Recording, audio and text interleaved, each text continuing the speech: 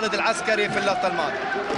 لعبة كانت أيضا برأسية فال لكن مرة تعدد وتحولت إلى خارج الملعب. كرة سريعة الآن في انطلاق، تقدم، مرور لمصلحة فريق الرجاء عن طريق اللاعب البديل، وخطيرة هذه ومحاولة الآن تسديدة قوية، جول!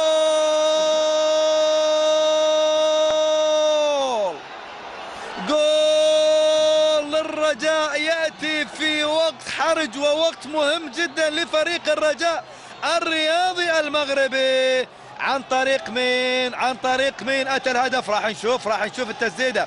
شوف اللعبة، شوف اللاعب البديل إسماعيل كوشام مر وتقدم وبعد ذلك تهيأت، والتسديدة اللي كانت عن طريق اللاعب رقم 18 عبد الإله حفيظي.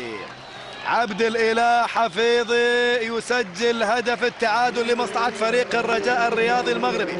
هدف التعادل يعني كان بإمكان حارس المرمى يتعامل معها بشكل أفضل، لكن عموما حاول ما قدر. وهذه التسديدة الماضية وفي يد محمد غانم اللي حولها إلى شباكة، معلن عن هدف التعادل لمصلحة فريق الرجاء الرياضي المغربي. 1-1 الآن.